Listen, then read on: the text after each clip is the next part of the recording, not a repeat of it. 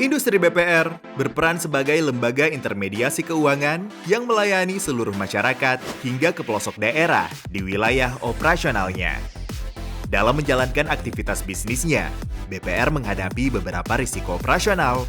Salah satunya disebabkan oleh fraud.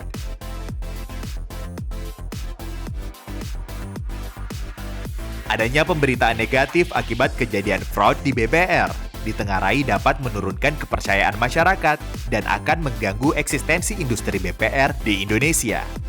Menyadari potensi kejadian fraud dengan layanan konvensional ataupun digital di BPR, OJK telah melakukan langkah mitigasi kejadian fraud, mulai dari penerbitan regulasi, serta bersinergi dengan berbagai stakeholders terkait. Untuk pengendalian risiko fraud secara optimal, dibutuhkan upaya yang berkesinambungan dari semua pihak. Oleh sebab itu, sejalan dengan implementasi Pilar 1, Roadmap Pengembangan Industri BPR dan BPRS 2021-2025, terkait peningkatan daya saing melalui penguatan tata kelola dan manajemen risiko.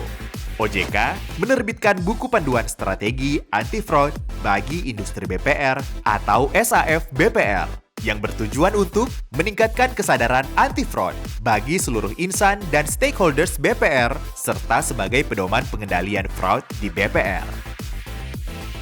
Fraud adalah tindakan penyimpangan atau pembiaran yang sengaja dilakukan untuk mengelabui, menipu, atau memanipulasi BPR, nasabah, atau pihak lain yang terjadi di lingkungan BPR dan atau menggunakan sarana BPR sehingga mengakibatkan BPR, nasabah, atau pihak lain menderita kerugian dan atau pelaku fraud memperoleh keuntungan keuangan baik secara langsung maupun tidak langsung.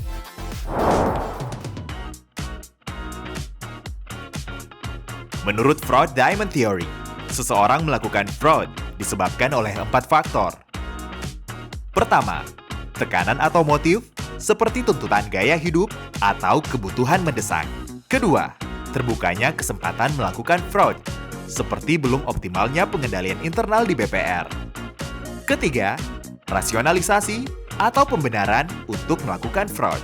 Dan keempat, kemampuan dan kecerdasan seseorang untuk melakukan fraud.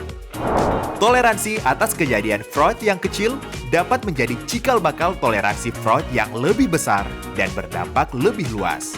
Dimulai dari penggelapan dana ratusan ribu hingga penyalahgunaan kredit debitur dengan nilai signifikan secara sindikat yang pada akhirnya menyebabkan kerugian BPR.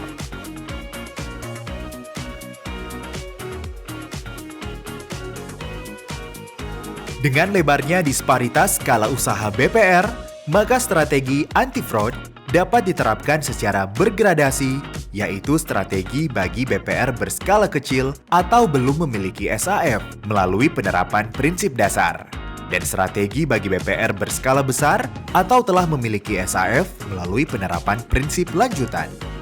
SAF bagi industri BPR merupakan bagian tak terpisahkan dari manajemen risiko yang terkait dengan pengawasan direksi dan dewan komisaris. Kebijakan dan prosedur melalui pembentukan fungsi atau unit penanganan fraud, serta sistem pengendalian internal.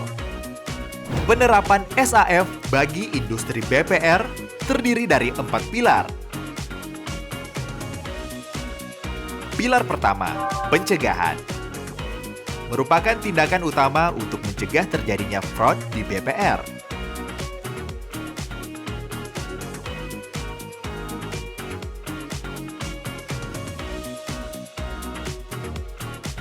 Pilar kedua, deteksi. Sebagai upaya identifikasi kejadian fraud secara tepat waktu.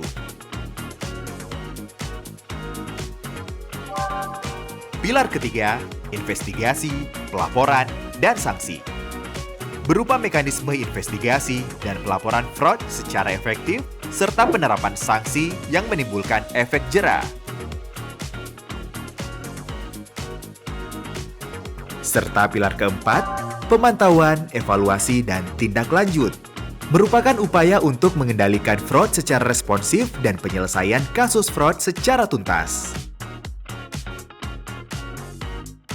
Setiap pilar SAF diimplementasikan oleh 3 lini pertahanan di BPR, yaitu 1.